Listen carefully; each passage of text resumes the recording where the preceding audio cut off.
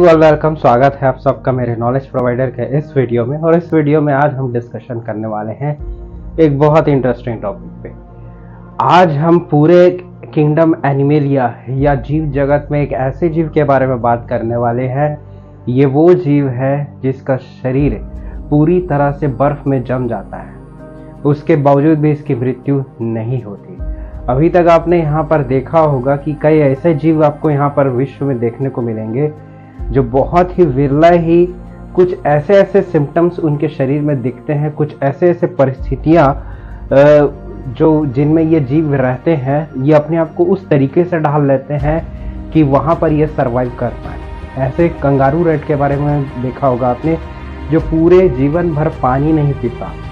इसके बॉडी में जो रेस्पिरेशन प्रोसेस चलता है, उससे जो H2O मॉलिक्यूल्स होता है, उससे ये पानी को प्राप्त कर लेता है। उसी प्रकार आज हम एक ऐसे जीव के बारे में बात करने वाले हैं जो शीत निद्रा का जो फिनोमिना है, या फिर मैं बोलूँ हाइबरनेशन का जो फिनोमिना है, उसे अप्लाई करता है। आप जानते हैं जब बहुत लंबी ठंड होती है तो जितने भी आपके ऐसी कंट्रीज़ जहाँ पर बर्फ़ ज़्यादा पड़ती है और आर्टिक्स में, वहाँ पर होता ये है कि वहाँ के ऑर्गेनिज्म बहुत लंबी शीत निद्रा या हाइबरनेशन में चले जाते हैं। ये आपके कई महीनों तक आपके हाइबरनेट रहते हैं। ये उस टाइम न खाते हैं न पीते हैं, ये चुपचाप एक लंबी नींद में सोते हैं।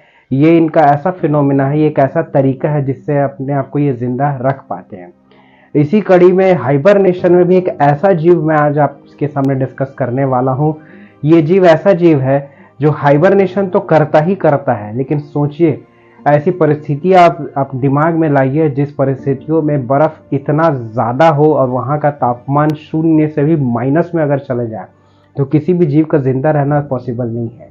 लेकिन इस जीव के जो पूरा शरीर है वो बर्फ़ में जम जाता है।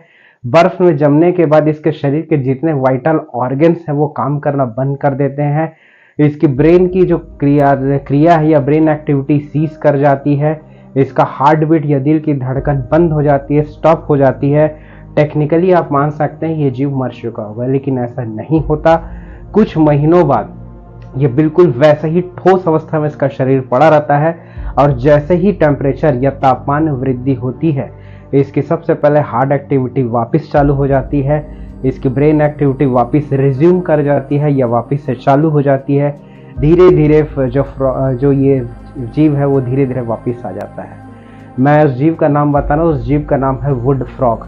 ये ऐसा मेंढक है जो है इस तरीके से हाइबरनेट करता है जिसमें इसका पूरा शरीर बर्फ से ढक जाता है, और बर्फ से ढकने के कारण इसके शरीर के अंदर भी ये बर्फ प्रवेश कर जाता है और इसके पूरे शरीर को ठोस बना देता है।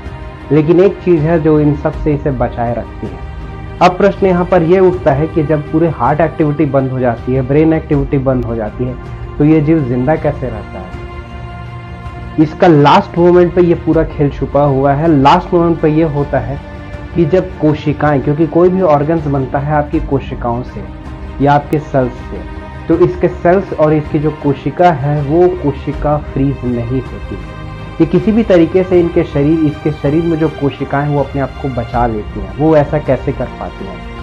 इनके पूरे शरीर में जैसे ही जब फ्रीजिंग तापमान जो आता है, या ऐसा तापमान आता है जो आपके आईसी कंडीशंस में देखा जाए, या ऐसा तापमान आए जिससे फ्रीज पॉइंट पहुंच जाए, मतलब 0 से भी अगर कम तापमान जब जाता है तो धीरे धीरे इसका शरीर जमने लगता है। लेकिन इसके कोशिकाओं में ये बर्फ प्रवेश नहीं कर पाता।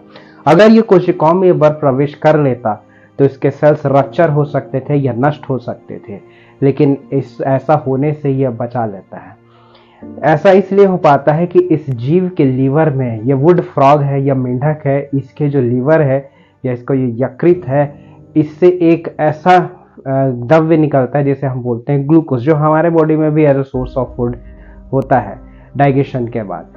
तो ये जो ग्लूकोज है ये इनके सेल्स में भर जाता है। आप ये समझिए कि इनका सेल्स फ्लड हो जाता है, ये सेल्स पूरी तरह से भर जाता है ग्लूकोज से।